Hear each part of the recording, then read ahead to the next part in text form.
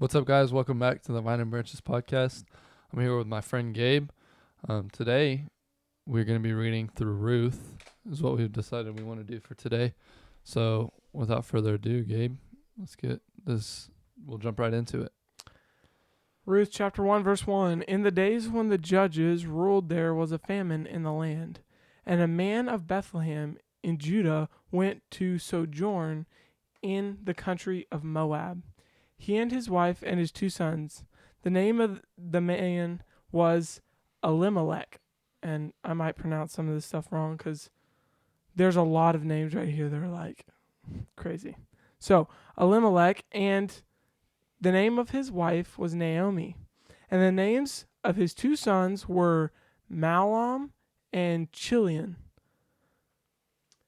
They were, and this is a word that I have no idea, Ephrathites? That would sound correct. From Bethlehem in Judah. They went into the country of Moab and remained there. But Elimelech, the husband of Naomi, died, and she was left with her 2 sons. These 2 Moabite wives, the name of the one was Orpah, and the name of the other Ruth.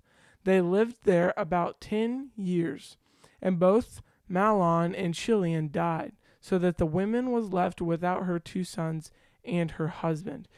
You know what's weird is the fact that they have very complicated names, and then her name's just Ruth. Mm-hmm. It's very interesting. But we'll see in a second the importance of names. It's kind of cool later in this chapter. So verse 6, then she arose with her daughters-in-law to return from the country of Moab, for she had heard in the fields of Moab that the Lord had visited his people and given them food.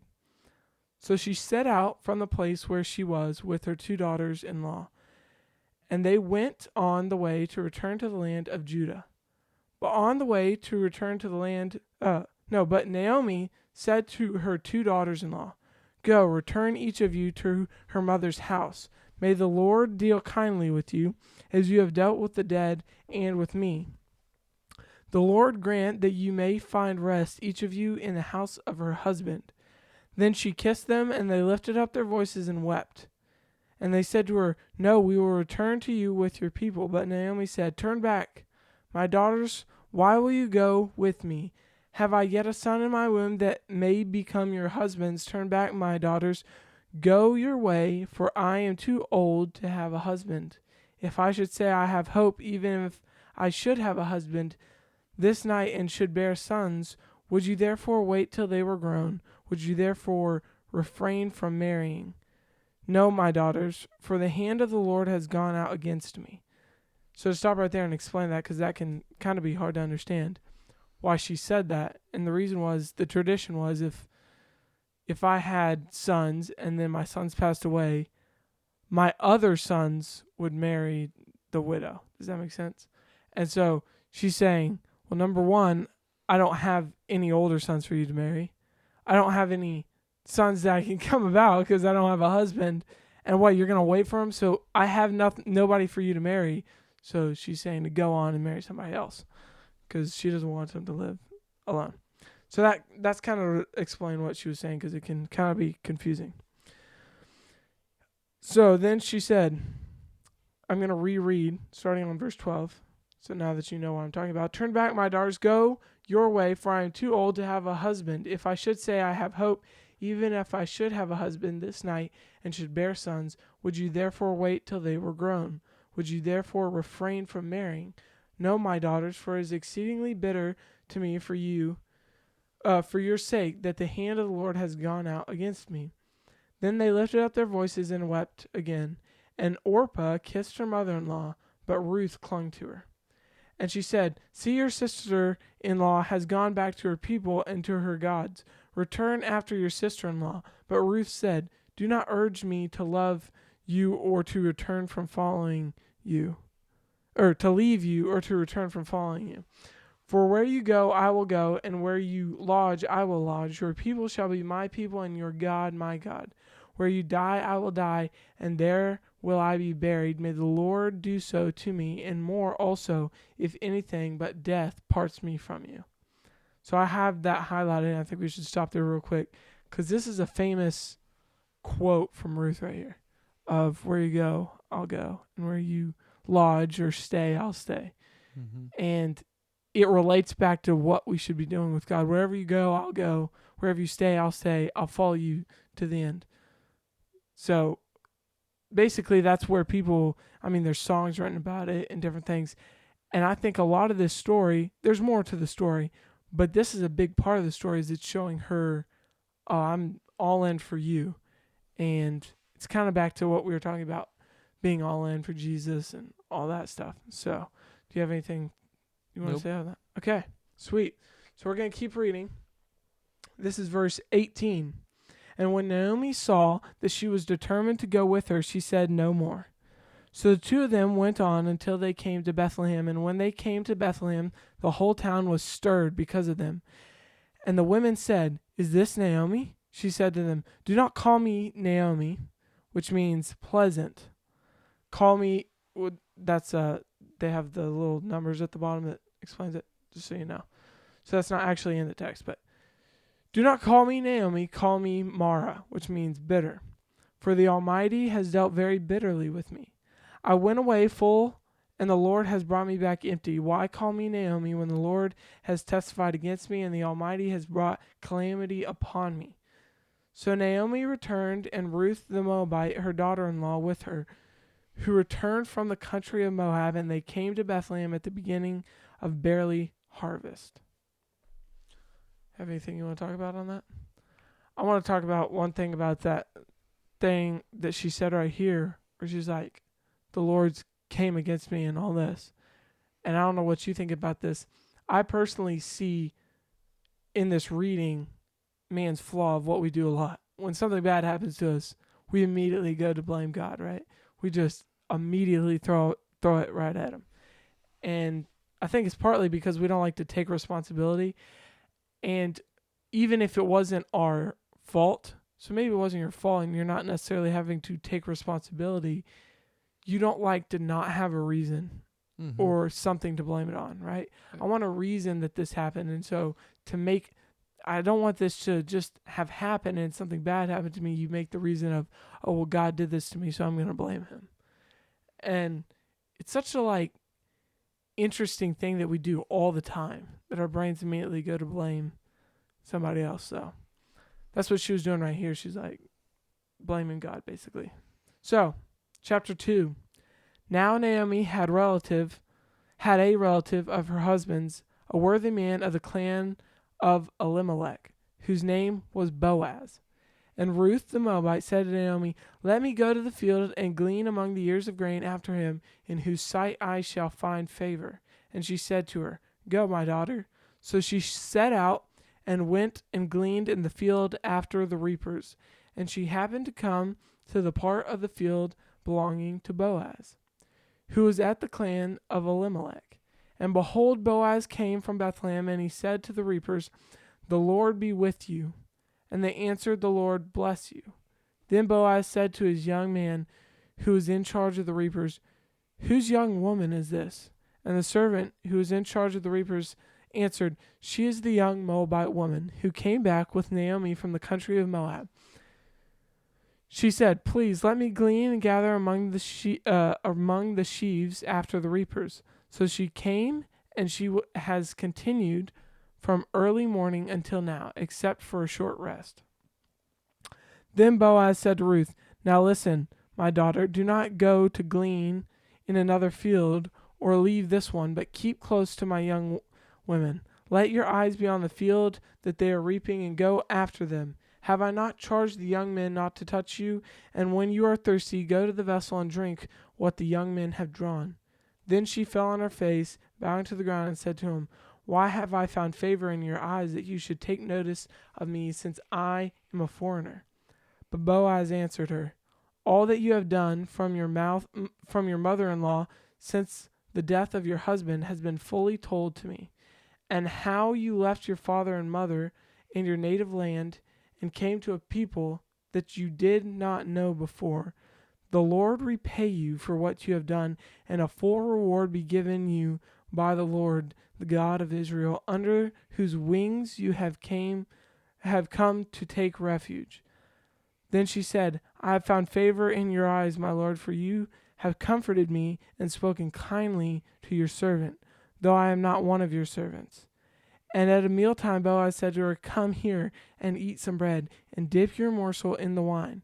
So she sat beside the reapers, and he passed to her roasted grain. And she ate until she was satisfied, and she had some left over. When she rose to glean, Boaz instructed his young men, saying, Let her glean even among the sheaves, and do not reproach her. And also pull out some from the bundles for her, and leave it for her to glean, and do not rebuke her.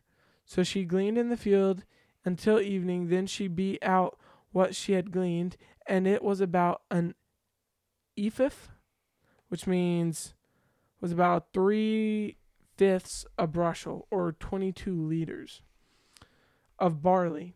And she took it up and went into the city.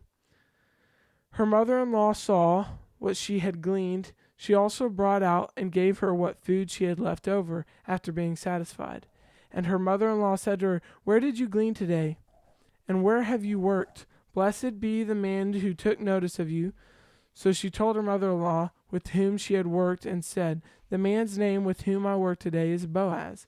And Naomi said to her daughter-in-law, May he be blessed by the Lord, whose kindness has not forsaken the living or the dead.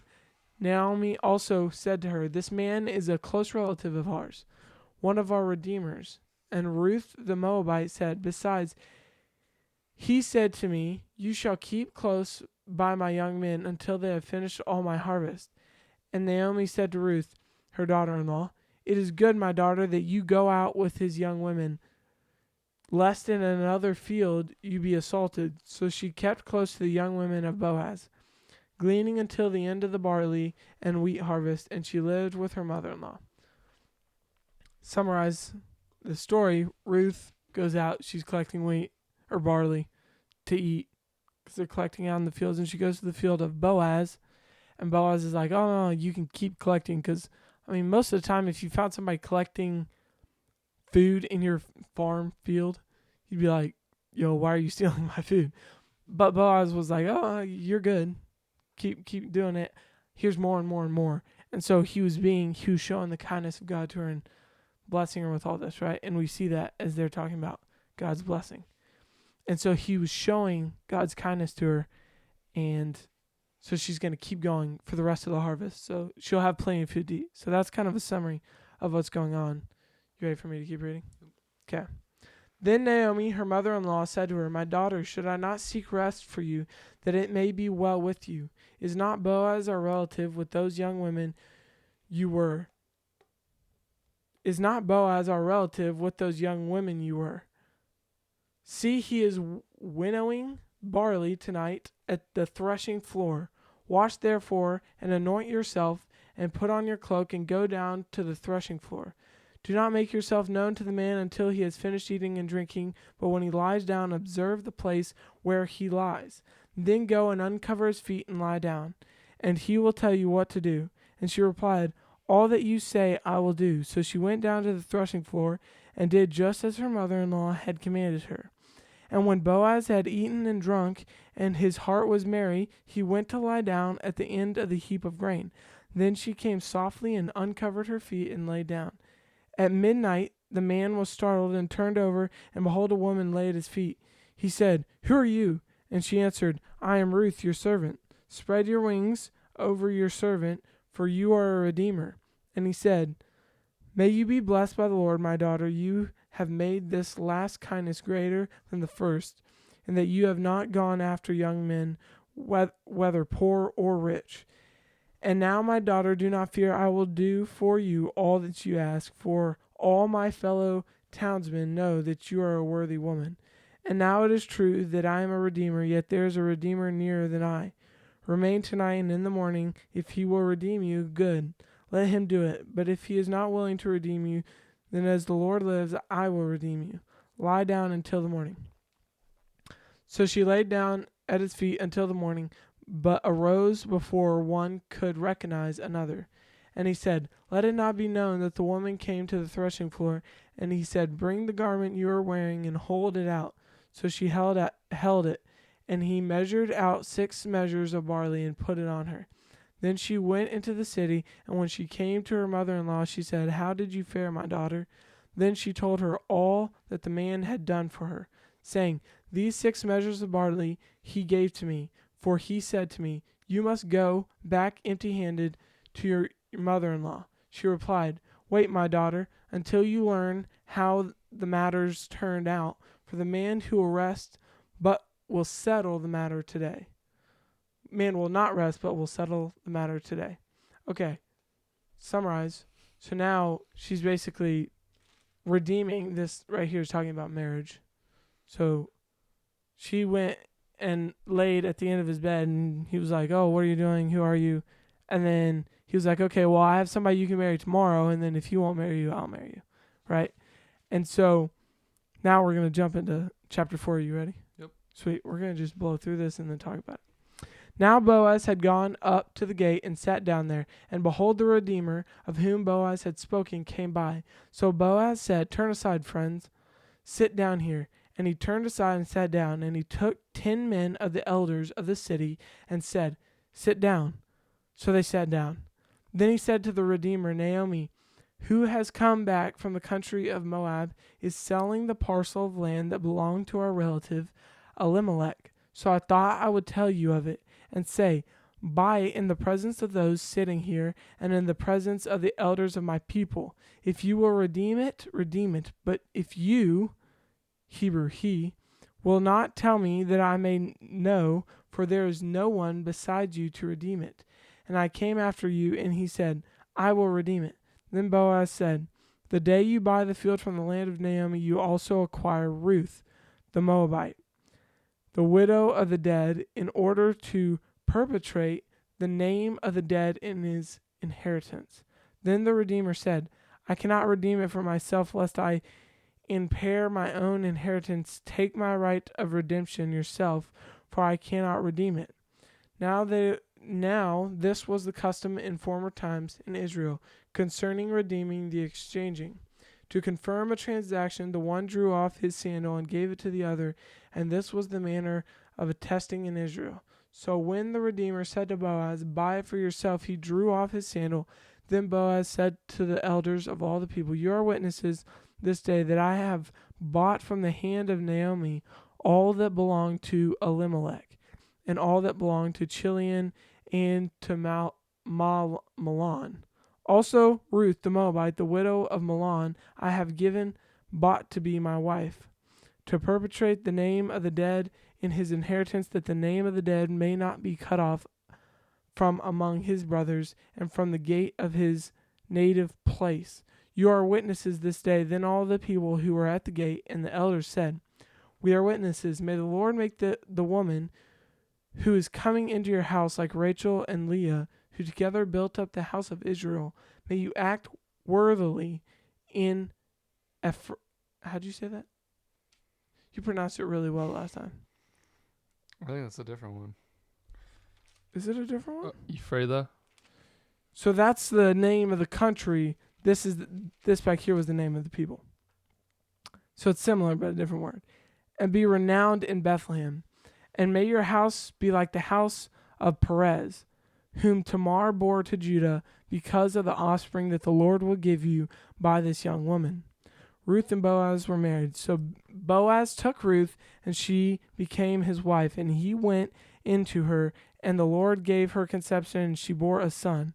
Then the woman said to Naomi, "Blessed be the Lord, who has not left you this day without a redeemer, and may his name be renowned in Israel. He shall be to you a restorer of life and a nourisher of your old age, for your daughter-in-law, who loves you, who is more to you than 7 sons, has given birth to him." Then Naomi took the child and laid him on her lap and became his nurse. And the woman of the neighborhood gave him a name, saying, "A son who has been born to Naomi." They named him Obed. He was the father of Jesse, the father of David. Now these are the generations of Perez, fathered Hezron. Hezron fathered Ram. Ram fathered Amminadab. Amminadab fathered Nahshon. Nahshon fathered says Salmon. Salmon fathered Boaz. Boaz fathered Obed. Obed fathered Jesse, and Jesse fathered David. So that's talking about the generations leading up to Jesus, because we know David is it's not descendant. Jesus is a descendant of David. So, what do you think of the story before I dive into it? Because I've studied this in our senior year of high school, and then I was reading it recently this week. So I've studied it recently. What do you think? First time reading it, I don't really have a whole lot to say about it because I haven't really studied it or anything. But, I'd love to hear what you have to say about it. So I see two things when I read it. Number one, I see this part that we stopped and talked about, where it's like, where you go, I will go. Where you stay, I will stay. And we see that Ruth has a love and a commitment and a loyalty to Naomi. And that relates back to a love and a loyalty and commitment we should have with Jesus. So that's number one, what I see. Number two, what I see is blessings and kindness showed to widows, right? And we see this throughout the Bible, that even we're supposed to take care of widows, orphans, poor people, all these people. We're supposed to help them out, right? And so through the story, that's what Boaz did. I mean, personally, sometimes I would think in my mind, I'd be like, would you do that? But Boaz showed kindness through it all, right? He was like, here's food, here's this. Oh, I'll buy all this and I'll marry you. And no matter any of the other stuff that she could have been doing and he could have been doing, he showed kindness and followed through with it, right? And so when I look at this, I just see the example of how we should treat widows, basically. Not necessarily that you should go marry all widows out there, but that he gave her food and he provided for her, right? Before they were married, he provided for her. And so I think that's kind of a way we can show God's love, is going to widows, going to orphans, going to different people that are in need and showing them that, you're not alone, because that can be something that you feel very alone in. You feel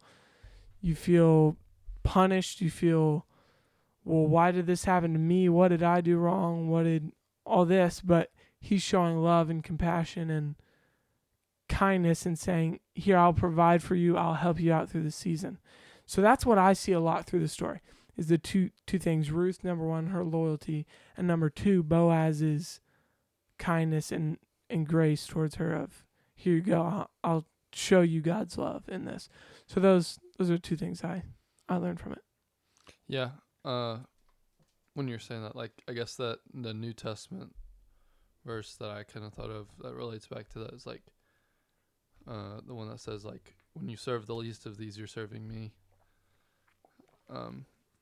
So like kind of in the same way that he was serving her and saying, like, here, take what you need, take these things, and then he was blessed for it. And the Bible in the New Testament says, when you serve these, you do it unto me, and your reward's in heaven. It's not necessarily here. So, yeah. Yeah, it's really good. So, I had an idea just now, straight on the podcast. Off this verse, do not urge me to leave you or to return from following you. For where you go, I will go, and where you lodge, I will lodge. Your people shall be my people. This idea of loyalty. Would you want to read Jonah on the podcast? Sure. You want to dive into it? Because Jonah is very much so the opposite. So instead of where you go, I'll go, and where you stay, I'll stay, it's, hey, Jonah, go do this. And he goes, nah, I'm good, and runs the opposite way. So, hold on, I'm flipping there. You want me to go ahead and read? Yeah, are you there? Yep. Sweet. Okay, starting in verse 1. Now the word of the Lord came to Jonah, the son of Amittai, saying, Arise, go to Nineveh, the great city, and call out against it, for their evil has come up before me. But Jonah rose to flee to Tarshish from the presence of the Lord. He went down to Joppa, and he found a ship going to Tarshish. So he paid the fare and went down into it to go to them to Tarshish and away from the presence of the Lord. But the Lord hurled a great wind upon the sea, and there was a mighty tempest on the sea, so that the ship threatened to break up. Then the mariners were afraid, and each cried out to his God. And they hurled the cargo that was in the ship into the sea to lighten it for them. But Jonah had gone down into the inner part of the ship, and he had lain down and was fast asleep. So the captain came and said to him, "What do you mean, you sleeper? Arise, call out to your God. Perhaps the God will give thought to us, that we may not perish." Verse 7. And they said to one another, "Come, let us cast lots, that we may know on whose account this evil has come upon us." So they cast lots, and the lot fell on Jonah. And so in the Bible, when they cast lots, it's kind of like gambling, or kind of like, taking a bet on who it is, or it's like a roll of dice kind of thing. And so the lot fell on Jonah. Verse 8. Then they said to him, "Tell us on whose account this evil has come upon us. What is your occupation? Where do you come from? What is your country? And of what people are you?" And he said to them, "I am Hebrew, and I fear the Lord, the God of heaven, who made the sea and the dry land." And the men were exceedingly afraid and said to him, "What is this that you have done?" For the men knew that he was fleeing from the presence of the Lord, because he had told them. Then they said to him, "What shall we do to you, that the sea may quiet down for us?" And the sea grew more tempestuous. And he said to them, "Pick me up and hurl me into the sea. Then the sea will quiet down for you. For I know it is because of me that this great tempest has come upon you." Nevertheless, the men rowed hard to get back to dry land, but they could not, for the sea grew more and more tempestuous against them. Therefore they called out to the Lord, "O Lord, let us not perish for this man's life, and lay not on us innocent blood. For you, O Lord, have done as it pleased you." So they picked up Jonah and hurled him into the sea, and the sea ceased from its raging. Then the men feared the Lord exceedingly, and offered a sacrifice to the Lord, and made vows. And the Lord appointed a great fish to swallow up Jonah, and Jonah was in the belly of the fish for 3 days and 3 nights. 3 days and 3 nights sounds like something. Huh. That's interesting. Okay. That's the main thing we see. I see right there. But before that, we see that Jonah God tells him to go somewhere. Ruth says, "Where you go, I'll go. Where you stay, I'll stay." God says, "Hey, Jonah, I want you to go here." And he goes, "Nah." And Fleas. in case you're wondering, if you look at a map, he goes a long ways. Nowadays we have planes. It would literally be like me flying all the way around the world. He went a long ways away, or was going a long ways. He didn't ever reach his destination. He got swallowed. But he was totally running opposite direction. So that is such a total opposite of running from what God's calling you to do. I think sometimes when God calls us to do something, it's not what we want to do at all. For an example, my parents, when they were going to be missionaries, they were praying about where to go, and my grandparents, they're like, anywhere but China. Just don't go to China. But my grandma says she kind of knew. And so later on, my dad got a call from a person. He was like, "Hey, we're building this school in China. Would you be able to come help us with plumbing?" Because he has a hydrology degree. Anyways, they ended up going to China. The one place they were like, just don't go there. And they ended up going there. And it was great. It was great. But they were called to the one place that just don't go there, right? And so sometimes God calls us to the places that you don't want to go. For me, what I've thought about this before, I want to move somewhere cold. I'm like, but remember, I got to go wherever I'm led, right? So you got to be open to changing your plans for whatever he calls you to do. So that's what I see right there. Yeah, you ready to move on? Yeah. Okay. Chapter 2. Then Jonah prayed to the Lord his God from the belly of the fish, saying, "I called out to the Lord out of my distress, and he answered me. Out of the belly of Sheol I cried, and you heard my voice, for you cast me into the deep, into the heart of the seas, and the floods surrounded me. All your waves and your billows passed over me. Then I said, I am driven away from your sight. Yet I shall again look upon your holy temple. The waters closed in over me to take my life. The deep surrounded me. Weeds were wrapped about my head at the roots of the mountains. I went down to the land whose bars closed upon me forever.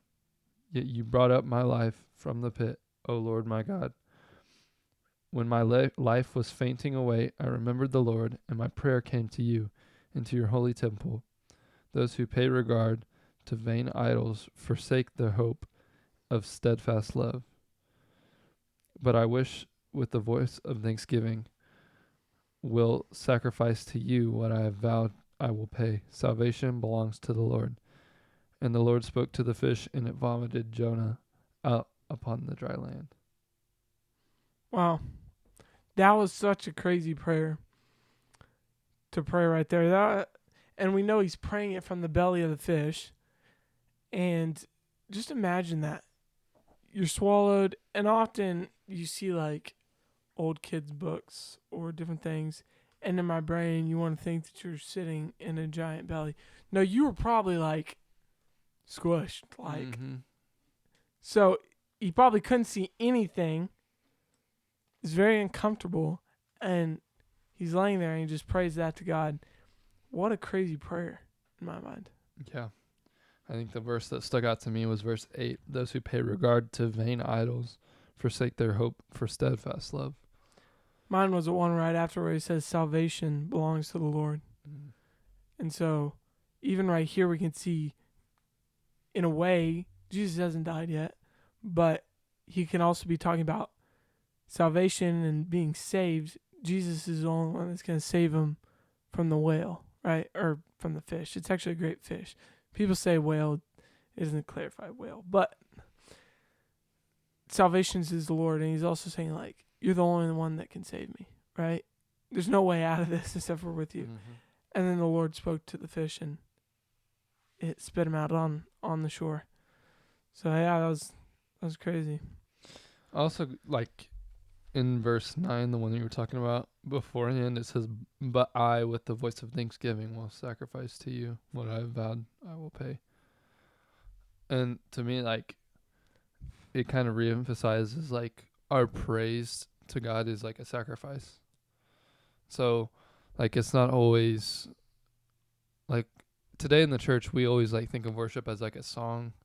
And, like, we sing songs, and like, I'm not saying that there's anything wrong with it, but he's also in this saying that, like, praise is a sacrifice. So, like, calling out to God and, like, lifting up your voice to him and, like, telling him who he is, when we're not in the best situation, or, like, when we're going through a dark time, like, that's a sacrifice. Like, you don't want to be doing it. Kind of takes me back to, like, the song by Brandon Lake, Hard Fought Hallelujah. Like, even when I don't want to, like, that's when I need to more, you know? Like, if praise is not a sacrifice, then it doesn't cost you anything. And so praise is supposed to cost us something. Something that I've actually, this is kind of a little bit off topic, but something that I heard in a clip that I've kind of been, like, processing through is, it was this dude, and he was talking about the end times, and he was like, we lay all these things down at the altar, but little times do we ever lay our life on the altar and say, Lord, you can have it all.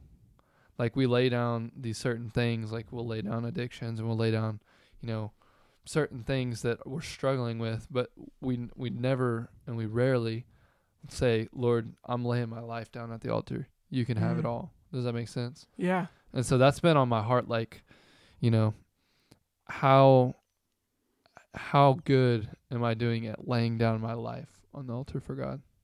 Like, what are my actions looking like and saying, okay, my life is completely surrendered to you. You can do what you want to do with it. And so I guess I kind of relate that to Jonah in the sense that, like, he had a call upon his life, but he didn't sacrifice his life. He was like, no, I'm not going there. And then he denied the call of God on his life. And so he wasn't putting it all on the line. He was putting these, like, and then it goes back to the verse that I was talking about, like these vain idols, like his pride. Like our ego and our pride are fleeting. Like in heaven, we're not going to have no pride because there's like, how am I going to have a pride when I'm standing in the presence of God? So it's kind of an idol. And so he's saying like those who pay regard to these things that are fleeting, they forsake their hope for steadfast love.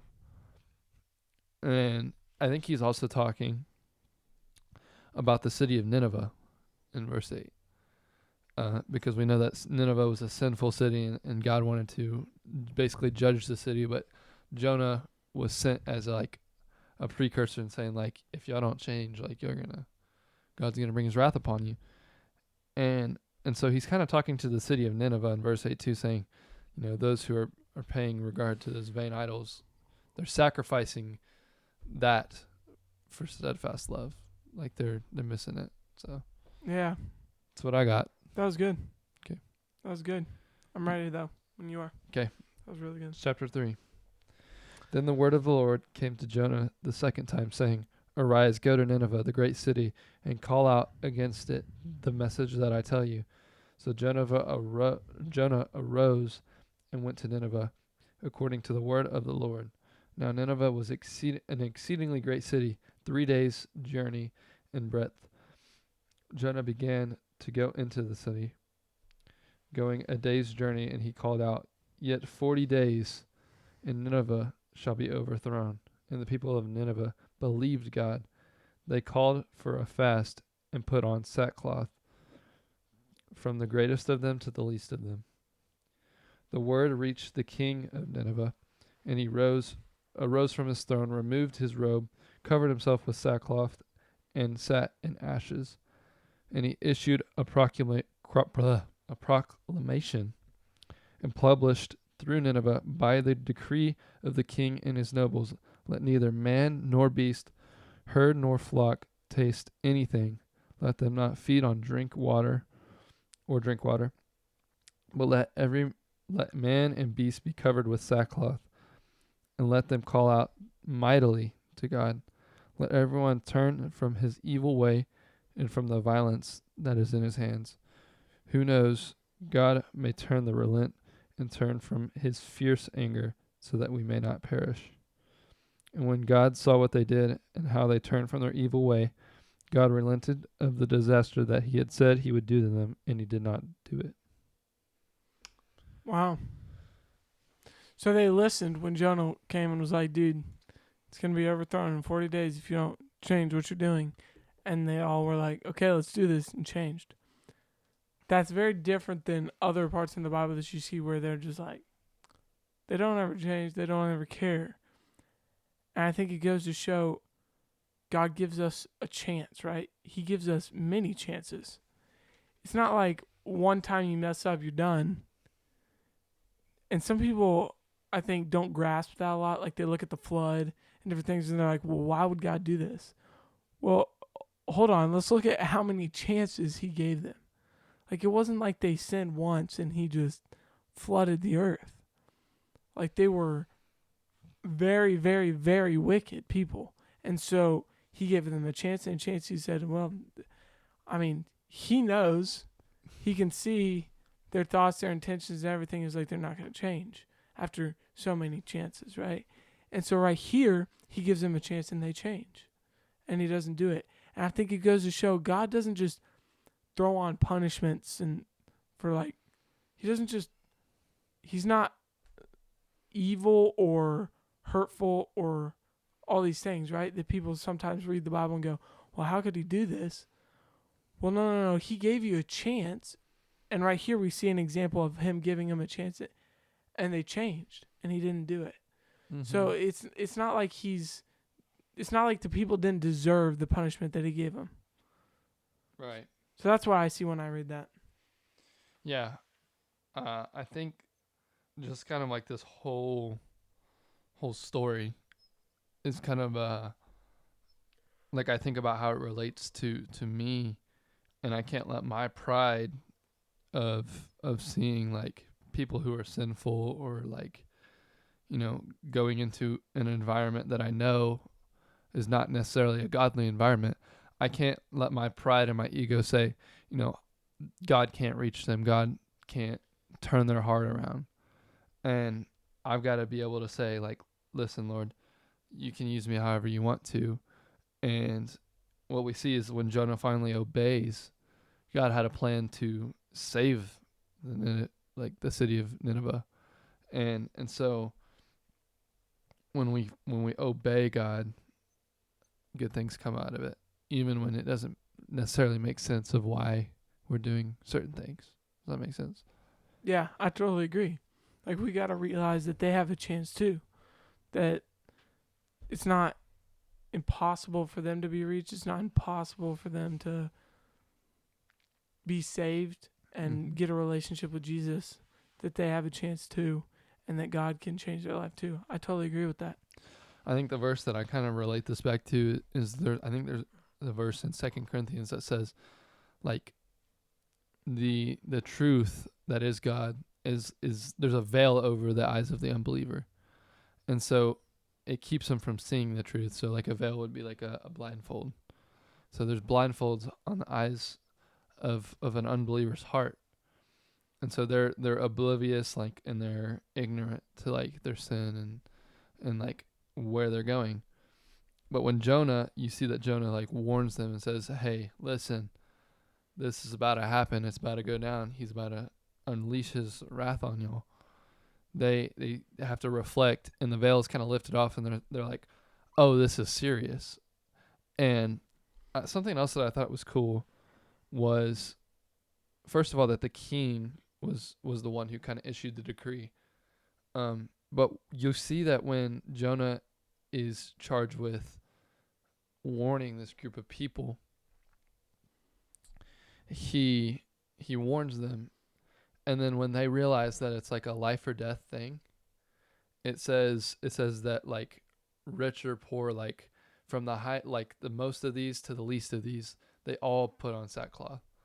And so it kind of shows us, and reemphasizes that like in the things that really matter in eternity, like we are all one in Christ.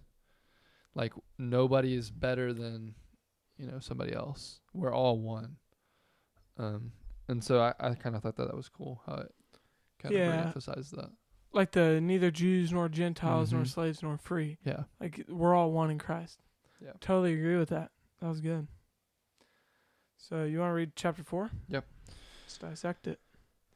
But it displeased Jonah exceedingly. He was angry, and he prayed to the Lord and said, "O Lord, is not this what I said when I was yet in my country? This is why I made haste to flee to Teresh, for I knew that you are a gracious God and merciful, slow to anger, and abounding in steadfast love, and relenting from disaster. Therefore now, O Lord, please take my life from me, for it is better for me to die than to live." And the Lord said, Do you do well to be angry? And Jonah went out of the city, and he sat to the east of the city, and made a booth for himself there. He sat under it in the shade till he should see what would become of the city. Now the Lord God appointed a plant that made it come up over Jonah, that it may be shade over his head, to save him from his discomfort. So Jonah was exceedingly glad because of the plant. But when the dawn came the next day, God appointed a worm that attacked the plant, so that it withered when the sun rose. And God appointed a scorching east wind, and the sun beat down on the head of Jonah, so that he was faint. And he asked that he might die, and said, "It is better for me to die than to live." But God said to Jonah, "Do you do well to be angry for the plant?" And he said, "Yes, I do well to be angry enough to die." And the Lord said, "You pity the plant for which you did not labor, nor did you make it grow, which came into being in a night and perished in a night. And should not I pity Nineveh, the great city, in which there are more than 120,000 people who do not know their right hand from their left hand, and also much cattle. Wow. That was a crazy way to drop the ball on Yeah. Jonah. So we see that Jonah's like mad that he didn't do what he said he was going to do because they repented and he showed him mercy and grace. And Jonah gets mad. He's like, they deserve to die, blah, blah, blah. He's mad. So he goes off and he gets so mad he wants to die. And then I think that's crazy that God raises up a plant one night, kills it, and then Jonah's mad about that and he's like, so you show pity on the plant. Shouldn't I show pity on the city? What a crazy way to like show him he's like a hypocrite in a way, right? Yeah. He shows pity to this plant and he's like, well, shouldn't I show pity to the city? I like that in part. I think that's something that a lot of people miss when they hear the story of Jonah. They read this part about the whale and stuff, and then they skip this last part. And I don't know why, because we can gain something from it. And the main verse that stuck out to me is when he's like, "For I knew that you are a gracious God and merciful, slow to anger, and abounding in steadfast love." So that's what I gathered from it. What about you? Yeah, it was kind of a crazy illustration to kind of say, like, if you pity a plant that you didn't even like grow or whatever, like, how much more should I pity a nation that I created? Whatever. I think that's a good representation. But also, like, this last verse where it's saying, like, there's 120,000 persons in the city who do not know their right hand from their left, and also much cattle. And so that also kind of brings an insight into Nineveh and saying, like, you know, they don't even know the deeds that they're doing are bad because it's so normalized in there. And so when somebody comes along saying, okay, this is wrong, like God's about to smite y'all down, then they're kind of flips a switch and it's like, okay, those things are not okay. And it kind of reemphasizes like that there was a veil over their eyes, that they didn't really know what they were doing. Yeah. And so it kind of shows the ignorance of Nineveh in their sin and saying, you know, this is a people who don't even know that they're like a sinful nation and that they needed repentance. And I needed somebody to go tell them that they're in need of repentance. So, Dude, that was good.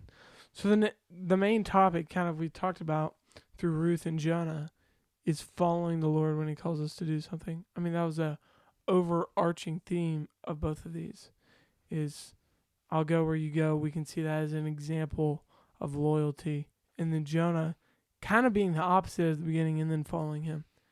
And so one thing that I want to gather and get from this, like kind of what we did last time, is a challenge to wherever God calls you or whatever he tells you to do, go do it.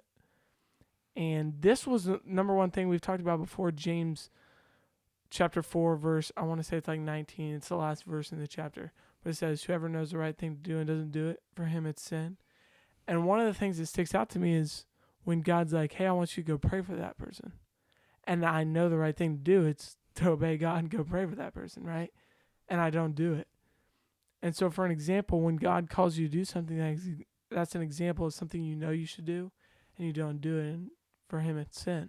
mm-hmm. And so I want to challenge myself to just run after whatever God calls me to do, whether I want to do it or not, whether it's going to make me look stupid, whether, you know, whatever it is, that I would run after and do it for him, because overall he has the best plan. So Right. And then, like, even over this overarching thing of, like, I'll go where you go and I'll stay where you stay, it kind of brings me back to, like, the verse in the Gospels where it says, those that want to follow me must lose their life, and those who lose their life will find it, and those who love their life will lose it.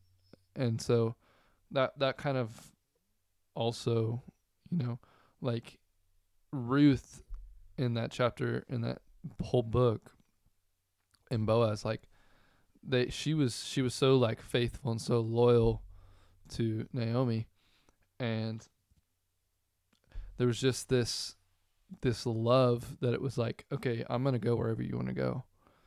And I think we got to be the same way with God, in the sense that, like, we've got to put aside like what our flesh wants. We got to put aside our ego. We got to put aside all these things. Like, we got to lose our life.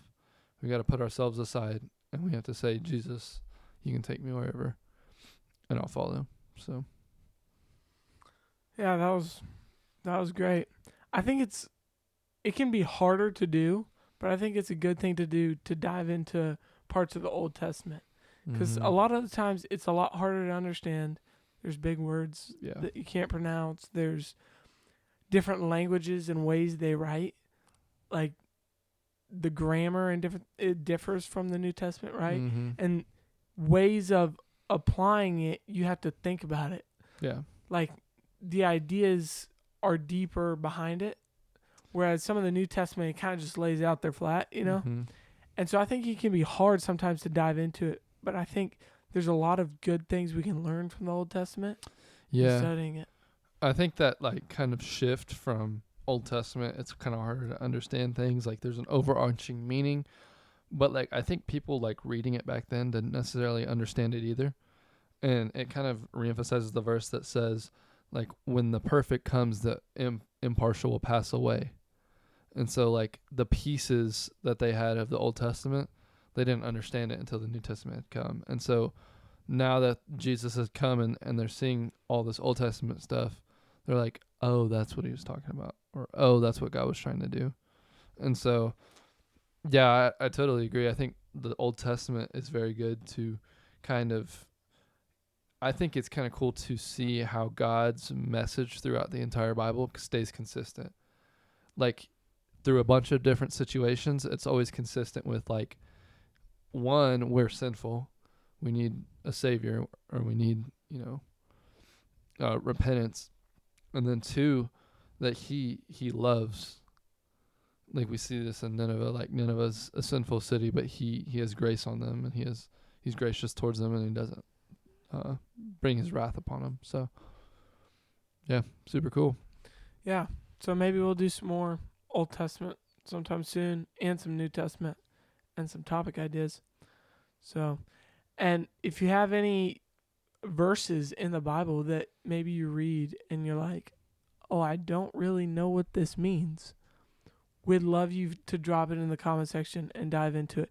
Not saying that we can always give you an answer, because we're still going, like, learning stuff too, obviously, but we'd love to hear what it is and try to understand it. So, yeah. Thank y'all for listening. Thanks for watching, guys. If you want to see more stuff like this, make sure to drop a like, subscribe, and follow. We're also on Instagram as well as Spotify. If you have a topic or a question that you want us to talk about, we would love to talk about it. And so drop it in the comments. We'd love to answer it there or on the podcast. We hope you're having a great day, and hopefully we made your day a little bit better. Peace.